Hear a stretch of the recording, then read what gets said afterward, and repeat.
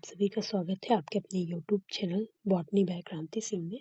आज के लेक्चर में हम लोग BSc first year botany paper first applied botany के लेक्चर 5 के बारे में यूनिट 5 का लेक्चर 5 के बारे में अध्ययन करेंगे। इससे पहले जो यूनिट 5 के 4 लेक्चर्स हैं जो कि प्लांट टिश्यू कल्चर पे थे वो कवर कराए जा चुके हैं। और फिर इसका दूसरा जो टॉपिक था रिकॉम्बिनेंट डीएनए टेक्निक्स थी, तो इसमें 5वां लेक्चर होगा। फिर उसके बाद बायो इन्फॉर्मेटिक्स ऐसा आया तो उस पर 6वां लेक्चर हो जाएगा। देन उसके बाद हम लोग most important question answer discuss कर लेंगे। और फिर ये अप्लाइड बॉटनी जो है बीएससी फर्स्ट ईयर बॉटनी का पेपर फर्स्ट, उसकी सारी यूनिट्स कवर हो जाएंगी। पूरा एकदम से पेपर फर्स्ट जो है वो कंप्लीट हो जाएगा बॉटनी का, बीएससी फर्स्ट ईयर का। तो इस लेक्चर में हम लोग पुनः संयोजक डीएनए तकनीक में रिकॉम्बिनेंट डीएनए टेक्निक्स के बारे में अध्ययन करेंगे, जिसमें हम लोग रिकॉम्बिनेंट डीएनए टेक्निक में जो उपकरण कार्य में आते हैं उनका सबसे पहले अध्ययन करेंगे। फिर इसकी प्रक्रिया कैसी होती है, फिर इसका यूज़ कहाँ कहाँ होता है उसके बारे में अध्ययन करेंगे। और इसका पीडीएफ और नोट्स हमारे टेलीग्राम चैनल में अवेलेबल है, जिसकी लिंक डिस्क्रिप्शन बॉक्स में दी रखी है। आप जाकर के ज़रूर चेक करिएगा। और इससे पहले जो लेक्चर कवर कराए जा चुके हैं तो वो भी हमारे प्लेलिस्ट में अवेलेबल है, जिसकी लिंक डिस्क्रिप्शन बॉक्स में दे रखी है। आप उसको भी ज़रूर जा कर के देखिएगा। तो चलिए आज के टॉपिक पे आगे बढ़ते हुए शुरुआत करते हैं डीएनए रिकॉम्बिनेंट टेक्निक की पुनः संयोजक डीएनए तकनीकी के बारे में अध्ययन करेंगे। ये आखिरकार होती क्या है, तो इसकी परिभाषा से शुरुआत करते हैं। पुनः संयोजक डीएनए तकनीक एक वैज्ञानिक प्रक्रिया है जिसमें किसी जीव के डीएनए में बदलाव किया जाता है। क्या किया जा रहा है इस तकनीक में? डीएनए में मुख्यतः बदलाव किया जा रहा है। डीएनए रिकॉम्बिनेंट टेक्निक में डीएनए में बदलाव किया जाता है। इसमें एक जीव के जीन को काटकर जीव का, मान लो कोई एक जीव है, उसके क्या डीएनए में जो जीन पाया जाता है उसको काट लिया जाता है। उसको काटकर उसे दूसरे जीव के डीएनए में जोड़ दिया जाता है। ये मान लो पहले जीव के डीएनए से इसको काट लिया जीन को, फिर इसको दूसरा जो जीव है इसमें जोड़ दिया जाता है। ऐसे इसको जोड़ दिया जाता है इसमें, ताकि वह नए डीएनए विशेष गुण वाला हो और किसी उपयोगी उद्देश्य की पूर्ति करे। तो मोस्टली होता क्या है, जैसे बहुत सारी डीएनए रिकॉम्बिनेंट तकनीक में बहुत सारी चीज़ें यूज़ किया जाता है। जैसे क्या होता था कि पहले क्या होते थे, जो बैगन होते हैं वो छोटे छोटे होते हैं, लेकिन आप लोग अभी किसी दूसरे सब्जी का, जैसे लौकी का ही ले लो, उसका जीन जो होता है वो लौकी बड़ी बड़ी होती है। तो जब उसके जीन को, जो लंबाई वाला जीन होता है, उसको काट करके बैगन में डाल दिया जाएगा तो बैगन भी क्या होने लग जाएंगे, लंबे होने लग जाएंगे।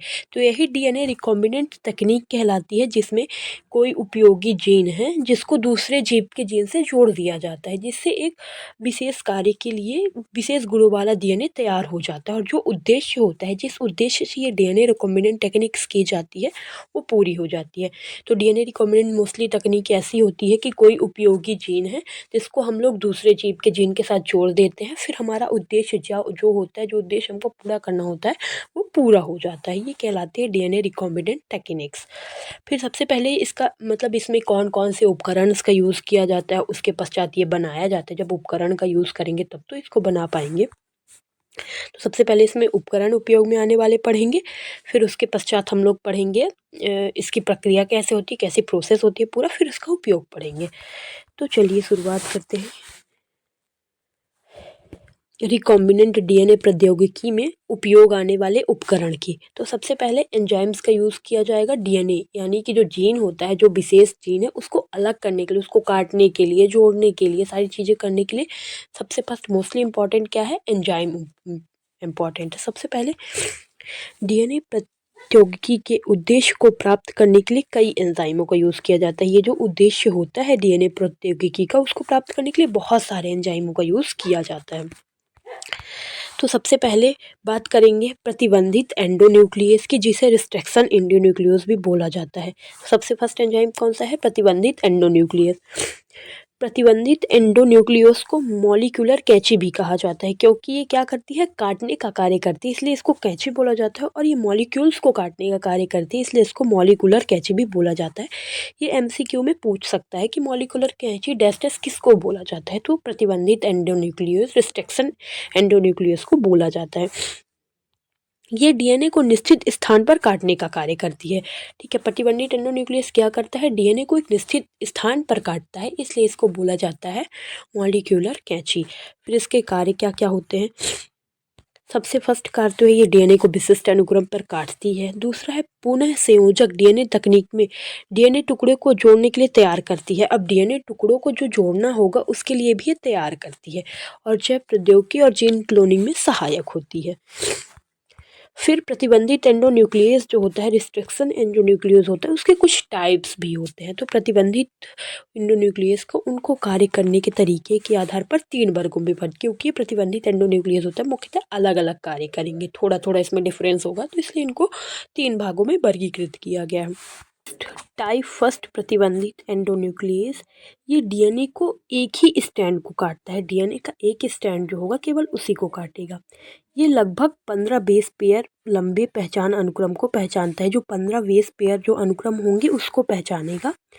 फिर इसका ये मुख्य लक्षण होता है, तो इसे कार्य करने के लिए एटीपी और मैग्नीशियम 2+ आयन की आवश्यकता होती है और यह पहचान स्थल से लगभग 1000 बेस पेयर 2 डीएनए को काटता है। तो इसका मुख्य लक्षण क्या क्या होता है, यह डीएनए के एक ही स्ट्रैंड को काटेगा और लगभग 15 बेस पेयर का जो भी अनुक्रम होगा उसको पहचानेगा और उसको कार्य करने के लिए एटीपी और मैग्नीशियम 2+ आयन की आवश्यकता होगी और ये पहचान स्थल से लगभग 1000 बेस पेयर जोड़ जो होगा तो डीएनए को काटेगा। और इसका एग्जाम्पल क्या होता है, इकोलाई और इकोवी, एक इको के और इकोवी और टाइप सेकेंड एंडोन्यूक्लियस। प्रतिबंधित एंडोन्यूक्लियस का टाइप सेकेंड प्रतिबंधित एंडोन्यूक्लियस यह सबसे महत्वपूर्ण एंजाइम है क्योंकि यह डीएनए क्लोनिंग और आनुवांशिक इंजीनियरिंग में उपयोग आता है। किस में यूज आता है, डीएनए क्लोनिंग में और आनुवांशिक इंजीनियरिंग में उपयोग होता है और ये डीएनए को निश्चित स्थान पर ही काटता है। तो ये टाइप सेकेंड जो प्रतिबंधित एंडोन्यूक्लियस होता है उसका सबसे ज़्यादा यूज़ किया जाता है क्योंकि ये डीएनए को एक निश्चित स्थान पर ही काटता है।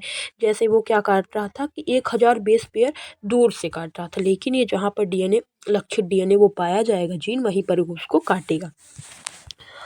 और इन्हें कार्य करने के लिए एटीपी की आवश्यकता नहीं होती, केवल मैग्नीशियम 2+ आयन की आवश्यकता होती है। लेकिन टाइप फर्स्ट जो था उसको एटीपी और मैग्नीशियम 2+ आयन दोनों की आवश्यकता होती थी और इसे एटीपी की आवश्यकता नहीं होती लेकिन मैग्नीशियम 2+ आयन की आवश्यकता होती है।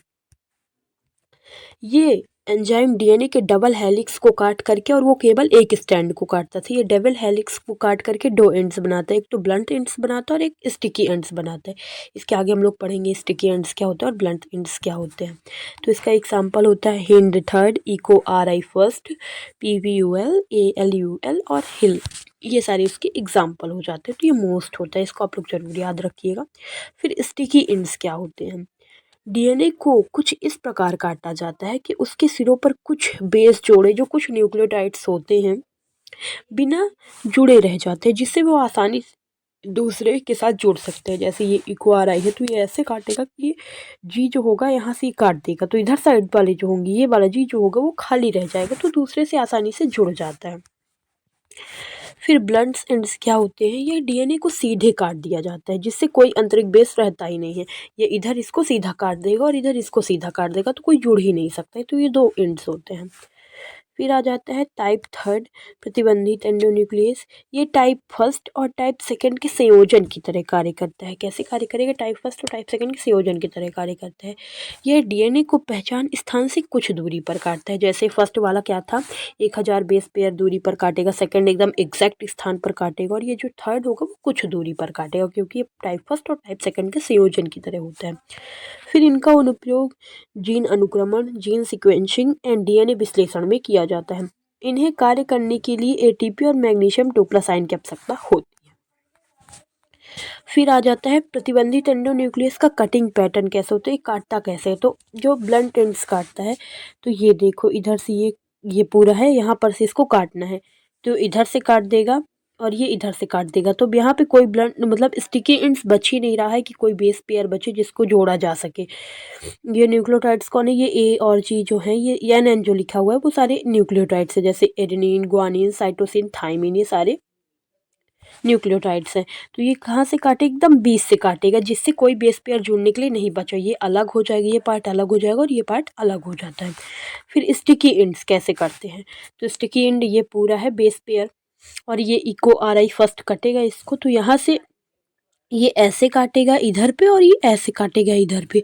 तो कुछ न्यूक्लियोटाइड्स जो होते हैं, ये देखो ये इधर से ऐसे काटेगा और इसको इधर से ऐसे काटेगा, तो ये दोनों फिर क्या होंगे, जुड़ जाएंगे।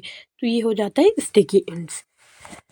फिर दूसरा एंजाइम आ जाता है एक्सोन्यूक्लियस।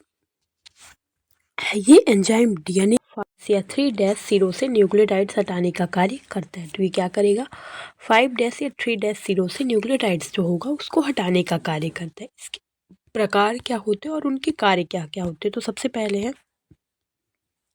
बाल 3 फर्स्ट एंडोन्यूक्लियस। ये डीएनए के 3' सिरों को न्यूक्लियोटाइड्स को हटाता है और इनका उपयोग डीएनए के टुकड़े बनाने के लिए किया जाता है। तो ये जो बाल 31 होता है एंडोन्यूक्लियस, ये क्या करेगा, डीएनए का जो 3' सिरा होता है उससे न्यूक्लियोटाइड्स जैसे एडनिन हो गया, ग्वानिन हो गया, साइटोसिन हो गया, थाइमिन होगा, उसको हटाने का कार्य करता है। और इसका यूज़ कहाँ किया जाता है, डीएनए के छोटे छोटे टुकड़े बनाने में इनका यूज़ किया जाता है। फिर सेकंड है इकोलाई इंडोन्यूक्लियस। यह डीएनए के 3 ओएस सिरों से न्यूक्लियोटाइड्स को हटाने का करता है। जो 3 ओएस सिरा होता है वहाँ से हटाने का करता है और डीएनए की लंबाई संशोधित करने में सहायक होता है। डीएनए की लंबाई को कम करने में सहायक होता है। तो ये जो 3 ओएस सिरा होगा वहाँ से ये क्या करेगा, डीएनए को काट देगा, काटने का कार्य करता है। उसकी लंबाई को ये ऐसी से तो इसको संशोधित करने का कार्य करता है। फिर थर्ड एंजाइम आ जाता है लाइगेज, जिसे कि आणविक ग्लू भी बोला जाता है। उसे क्या बोला जाता था, एंडोन्यूक्लियस को प्रतिबंधित एंड मॉलिक्यूलर कैची बोला जाता है। और डीएनए लाइगेज को क्या बोला जाता है, आणविक ग्लू, क्योंकि ये डीएनए के छोटे छोटे जो टुकड़े होते हैं उनको जोड़ने का कार्य करता है और न्यूक्लियोटाइड्स के बीच खरोचों को भरने के लिए कार्य किया। न्यूक्लियोटाइड्स के बीच कुछ कभी कभी खरोच अगर आ जाएंगे तो उसको भरने के लिए भी इसका यूज़ किया जाता है। तो ये क्या होता है, एक आणविक ग्लू का कार्य करता है। फिर फोर्थ आ जाएगा डीएनए पॉलीमरेज। यह एंजाइम मौजूद डीएनए या आरएनए टेम्पल्स के आधार पर नया डीएनए स्टैंड बनाता है। जो भी मौजूद होगा डीएनए आरएनए तो उसके क्या बना देगा, नया डीएनए स्टैंड बना देता है डीएनए पॉलीमरेज। तो डीएनए पॉलीमरेज में डीएनए पॉलीमरेज फर्स्ट जो होता है वो इकोलाई में पाया जाता है। यह डीएनए के छोटे स्टैंड को बढ़ाने और सुधारने के लिए उपयोग किया जाता है। यह डीएनए का जो भी छोटा स्टैंड होगा तो इससे दूसरे न्यूक्लियोटाइड्स को जोड़ करके डीएनए को बढ़ाने का कार्य किया जाता है और इससे टूटे डीएनए की मरम्मत करने के लिए भी इसका यूज़ किया जाता है। फिर आ जाता है सेकेंड टेक डीएनए पॉलीमरेज, जिसका उपयोग पीसीआर पॉलीमरेज चैन रिएक्शंस में किया जाता है और ये उच्च तापमान पर भी सक्रिय रहता है, इसीलिए इसका यूज़ पीसीआर में किया जाता है। फिर थर्ड आ जाएगा रिजर्व ट्रांसक्रिप्शन एंजाइम। तो यह आरएनए से डीएनए बनाने का कार्य करता है। जो आरएनए से कभी कभी डीएनए का निर्माण होता है तो उसमें रिजर्व ट्रांसक्रिप्टेज एंजाइम जो होता है उसी का यूज़ किया जाता है और इसे कॉम्प्लीमेंट्री डीएनए बनाने के लिए भी प्रयोग किया जाता है। फिर इसमें होता क्या क्या है, तो इसमें terminal D oxy nucleotide transporter, ये डीएनए की 3' सिरों से न्यूक्लियोटाइड्स को जोड़ता है। फिर क्षारीय फास्फेट एंजाइम, या डीएनए के 5 सिरों से फास्फेट को हटाने का कार्य करता है। और पॉलीन्यूक्लियोटाइड काइनेज एंजाइम, ये फास्फेट समूह को डीएनए अणु के 5 टर्मिनल से जोड़ता है। फिर अब एंजाइम्स के द्वारा क्या कर लिया गया, काट लिया गया सारी चीज़ें। अब इसको एक वाहक का भी यूज़ तो किया जाएगा, जो कि जो डीएनए कटा हुआ है उसको तो पहले जोड़ा जाएगा वाहक से, फिर जो दूसरी सेल होगी होस्ट सेल, उसे प्रवेश कराने के लिए एक वाहक का भी तो यूज़ किया जाएगा। तो इसमें क्लोनिंग वाहक का यूज़ किया जाता है। क्लोनिंग वाहक या क्लोनिंग वेक्टर एक डीएनए अणु होता है। यह डीएनए अणु होता है जिसे किसी जीन को क्लोन कराने के लिए प्रयोग किया जाता है। जैसे आप लोगों ने क्या किया, डीएनए रिकॉम्बिनेंट टेक्निक आप लोगों को करना है तो एक बाहरी डीएनए आप लोगों ने चूज़ कर लिया और उसको कट कर लिया, किसकी सहायता से, एंजाइम की सहायता से। अब इसको एक जो वाहक होगा जो कि इसे होस्ट सेल में, जिस सेल में आपको ले जाना है उसके लिए तो इसमें जोड़ना पड़ेगा ना सबसे पहले, तब तो ये ले जाएगा होस्ट सेल को। आप डायरेक्ट जीन को तो नहीं ले जा सकते हो, आपको किसी वाहक में जोड़ना पड़ेगा तो वो फिर उसको होस्ट सेल में ले जाएगा। तो वही होता है क्लोनिंग वाहक। यह डीएनए के एक छोटे टुकड़े को लेकर के उसे होस्ट सेल में प्रविष्ट कराने में सहायक होता है। तो क्या करेगा, डीएनए का छोटा टुकड़ा लोगा जो कि एंजाइम द्वारा काट दिया गया है, फिर उसको कहाँ ले जाएगा, होस्ट सेल जो होगी, जिस सेल में इस डीएनए को प्रविष्ट कराना है उसमें लेकर के जाता है। और इसका एग्जाम्पल होता है, सबसे ज़्यादा जो यूज़ किया जाता है वो प्लाज्मिड होता है। फिर बैक्टीरियोफेज बैक्टीरिया में ले जाने के लिए किया जाता है, कॉस्मिड होता है, याक होता है, ये सारे कुछ होते हैं। फिर थर्ड क्या यूज़ करेंगे, होस्ट ऑर्गेनिज्म आएगा, जिसमें कि क्लोनिंग वाहक द्वारा जो बाहरी डीएनए है जिसमें विशेष गुण पाए जाते हैं उसको होस्ट सेल में प्रविष्ट कराया जाता है। तो परपोषी जीव वह जीव होता है जिसमें अनुवांशिक प्रयोग किया जाता है, ये प्रयोग किया जाता है। ई कोलाई सबसे अच्छा परपोषी माना जाता है, जो ई कोलाई होता है उसे सबसे अच्छा परपोषी माना जाता है। फिर डीएनए निवेशन या लक्ष्य डीएनए चौथा प्रोसेस होगा इसमें। तो बाहरी डीएनए को जीव में प्रविष्ट कराने की प्रक्रिया डीएनए कहलाती है। अब जो बाहरी डीएनए हो गया क्लोनिंग वाहक से इसको जोड़ दिया गया, होस्ट सेल को एक चयनित कर ली गई कि किसमें ये प्रक्रिया कराई, तब इसको क्या किया जाएगा, प्रवेश किया जाएगा। तो उसी को प्रक्रिया को क्या कहते हैं, डीएनए निवेशन कहते हैं। यह वह डीएनए होता है जिसे किसी दूसरे डीएनए में जोड़ना होता है और यह वायरस, पौधे, बैक्टीरिया से लिया जाता है। फिर क्या आ जाएगा, लिंकर एवं अडॉप्टर सीक्वेंसन का यूज़ किया जाता है। डीएनए को काटा जाता है तो उसे सही ढंग से जोड़ने के लिए लिंकर एवं अडॉप्टर का उपयोग किया जाता है। फिर डीएनए पुनः डीएनए संयोजक की प्रौद्योगिकी प्रक्रिया क्या होती है, तो यहाँ पे दे रखी है। तो शुरुआत करते हैं अब पुनः डीएनए प्रौद्योगिकी की प्रक्रिया क्या क्या होती है, शुरू से सारी प्रोसेस क्या होती है। अभी तो जो उपकरण यूज़ में आ रहे थे उसके बारे में हम लोगों ने अध्ययन कर लिया, प्रक्रिया के बारे में भी तो पढ़ना पड़ेगा। तो सबसे पहले है आनुवंशिक सामग्री का पृथक्करण। किसी भी जैव प्रौद्योगिकी प्रयोग में पहला चरण आवश्यक डीएनए का पृथक्करण शुरू होता है। अब जिस डीएनए का हम लोगों को क्या कराना है, रिकॉम्बिनेंट डीएनए बनाना है, जिस विशेष डीएनए को जोड़ना है दूसरे डीएनए से, तो हम सबसे पहले क्या चुनेंगे, एक लक्षित डीएनए चुन लेंगे। तो उस प्रक्रिया को क्या कहेंगे, आइसोलेशन कहते हैं। फिर दूसरा क्या करेंगे, कोशिका के अंदर डीएनए के साथ कई जैविक अणु जुड़े होते हैं। अब चूंकि जिस कोशिका से आप डीएनए को निकाल रहे हो तो उसमें बहुत सारे जैविक अणु हो जाते हैं, जैसे प्रोटीन हो गया और आरएनए हो गया और बहुत सारी चीज़ें पाई जाती हैं। इन अवांछित अणुओं को अलग करने के लिए विशेष एंजाइम्स का यूज़ किया जाता है। तो जो भी अवांछित अणु होंगे इनको अलग करने के लिए क्या किया जाएगा, विशेष, क्या है यार,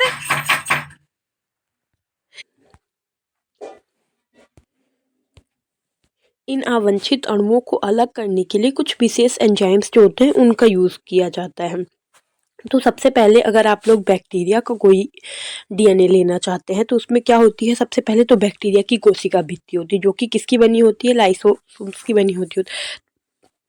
तो उसको अलग करने के लिए जो बैक्टीरिया की कोशिका भित्ति होती है उसको अलग करने के लिए लाइसोजाइम का यूज़ किया जाता है। फिर उसके बाद सेल्यूलेज। तो प्लांट सेल में से अगर आपको कोई डीएनए निकालना है तो सबसे पहले उसकी कोशिका भित्ति किसकी बनी होती है, सेल्यूलोज की बनी होती है। तो उसको अलग करने के लिए सेल्यूलेज का यूज़ किया जाता है। और फंगी सेल्स जो होती है, कवक की कोशिका होती है, कोशिका भित्ति, वो काइटिनेज की बनी, काइटिन की बनी होती है। तो उसको अलग करने के लिए काइटिनेज का यूज़ किया जाता है। फिर प्रोटीएज, प्रोटीन को नष्ट करने के लिए, क्योंकि डीएनए के आसपास प्रोटीन्स भी पाए जाते हैं, प्रोटीन्स भी बहुत सारे मौजूद होते हैं, तो उनको अलग करने के लिए प्रोटीएज का यूज़ किया जाता है। और राइबोन्यूक्लियस जो होता है वो आरएनए को हटाने के लिए उपयोग किया जाता है। तो ये क्या होगा, अब हम लोगों को अगर शुद्ध डीएनए प्राप्त करने एक लक्षित डीएनए, तो सबसे पहले इन एंजाइम का यूज़ करके इनकी कोशिका भित्ति वगैरह, राइबोसोम हो गया और ये सबको हटाना पड़ेगा। फिर जब शुद्ध डीएनए को प्राप्त करने के लिए इसे इथेनॉल द्वारा अपक्षेपित किया जाता है। इसके बाद भी अभी शुद्ध डीएनए नहीं प्राप्त हो सकता है तो उसको किस में डाला जाएगा, इथेनॉल में डाला जाएगा, फिर उसके द्वारा अपक्षेपित किया जाता है।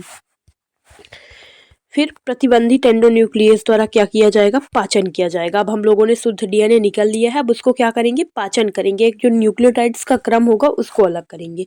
तो प्रतिबंधित एंजाइम विशेष कल के विशेष मॉलिक्यूलर कैंची की तरह कार्य करते हैं।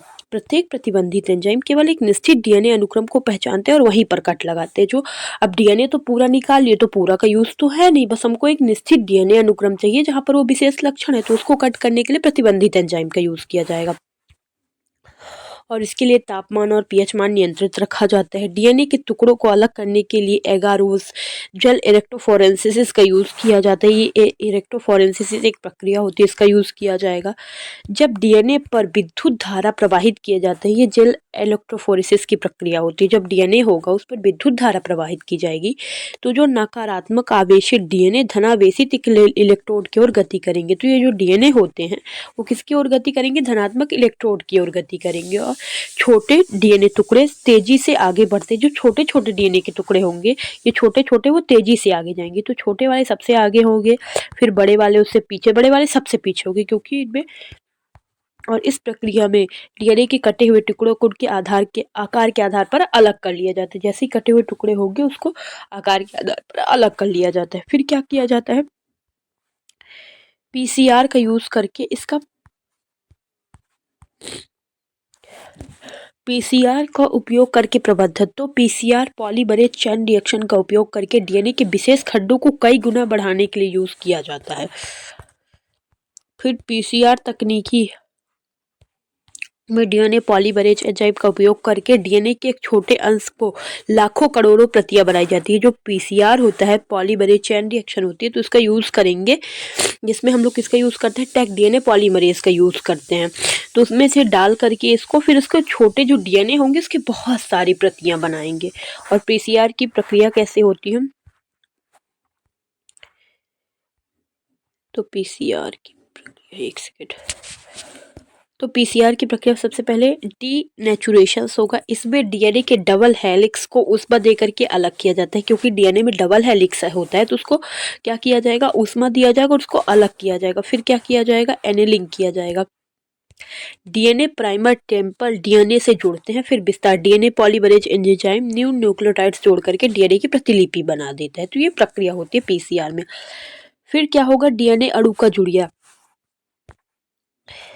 डीएनए विशेष एंजाइमों द्वारा काटा जाता है और फिर लिंगेज एंजाइम द्वारा आपस में जोड़ दिया जाता है। डीएनए को क्या किया जाएगा, काट लिया जाता है प्रतिबंधित एंडोन्यूक्लियस द्वारा और फिर इसको जोड़ दिया जाता है। अब डीएनए अणुवाहक वेक्टर डीएनए से पुनः संयोजक डीएनए बन जाता है। ठीक है, तो ये जो डीएनए है उसको पूरी तरह से अलग कर लिया गया है। ठीक है ना, अब इसको एक ये जो वाहक है वेक्टर है तो इससे जोड़ना है। तो इसकी प्रोसेस क्या होगी कि वेक्टर का यहाँ पे छोटे से भाग में इस वाले डीएनए को ला करके जोड़ दिया जाता है, यहाँ पर इस वाले डीएनए को जोड़ दिया जाएगा। तो ये क्या बन जाएगा, रिकॉम्बिनेंट डीएनए बन जाएगा, पुनः संयोजक डीएनए बन जाएगा। तो यहाँ पर किसका निर्माण हो गया, पुनः संयोजक डीएनए का निर्माण हो गया। अब इसके बाद क्या प्रोसेस होगी, इसके बाद पांचवा प्रोसेस आएगा। तो इसमें पोषी संयोजक, एक सेकेंड, बहुत भारी है तो हाँ, तो इसमें डीएनए को बैक्टीरिया में प्रविष्ट कराने के लिए ट्रांसफॉर्मेशन तकनीक का यूज किया जाता है।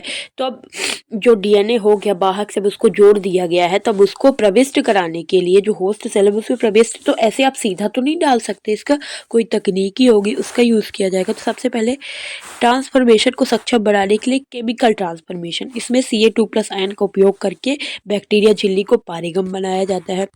फिर इसमें इलेक्ट्रोपोरेसिस किया जाता है, बिजली के झटके द्वारा डीएनए की कोशिका में प्रविष्ट कराया जाता है। ठीक है, फिर क्या किया जाता है, पुनः संयोजक कोशिकाओं का अलग। तो PVR322 प्लाज्मिक एक कृत्रिम वाहक होता है। PVR322 की विशेषता क्या होती है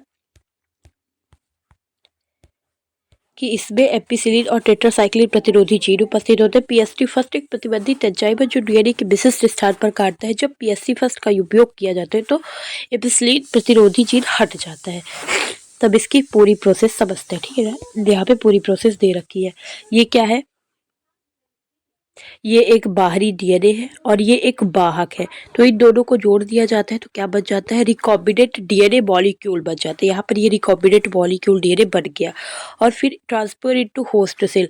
अब इसको क्या कर दिया जाएगा, रिकॉम्बिनेंट डीएनए जो बना हुआ है इसको होस्ट सेल जो होगी लाइक बैक्टीरिया हो गई उसी में प्रविष्ट कराया जाता है। फिर क्या हो जाता है कि जो होस्ट सेल में ये जाता है तो इसमें ये जो बैक्टीरिया होती है इसको अपना समझ लेती है। फिर उसके बाद क्या होता है, इसका गुणन होने लग जाता है। फिर गुणन होने के बाद ये क्या हो जाता है, विभाजन हो जाता है। तो 1 से 2, 2 से 2, ऐसे बहुत सारे क्लोन्स बन जाते हैं। तो यही होता है डीएनए रिकॉम्बिनेंट तकनीक की पूरी प्रोसेस हो जाती है। आप लोग एक बार अच्छे से पूरे नोट्स को पढ़ लेंगे तो आप लोग को और अच्छे से समझ में आ जाएगा।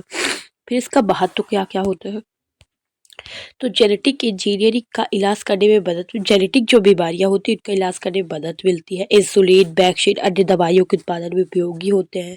फसलों को कीट और बीमारियों से बचाने के लिए जीएम फसलों का, जेनेटिक मॉडिफाइड फसलों का विकास करते हैं। एंजाइम, हार्मोन और अन्य जैविक उत्पादों का बड़े पैमाने पर उत्पादन होता है और प्रदूषकों को खत्म करने के लिए बायोरेडिएशन में सहायक होते हैं। डीएनए फिंगरप्रिंट के माध्यम से अपराधियों को पहचाना जाता है। तो इस सब में इसका यूज किया जाता है। और इसकी सीमाएं क्या होती है, जीव जीवों में जैव विविधता को नुकसान हो सकती है।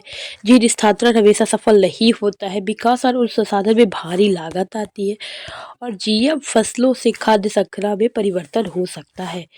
तो ये आज का जो रिकॉम्बिनेंट डीएनए तकनीकी है वो लेक्चर कंप्लीट हो गया है। बस आप लोग एक बार पीडीएफ अच्छे से समझ लेंगे, पढ़ लेंगे तो आप लोगों को ज़्यादा अच्छे से समझ में आ जाएगा। अगर वीडियो पसंद आए तो वीडियो को लाइक करें, चैनल को सब्सक्राइब करें। Thank you for watching.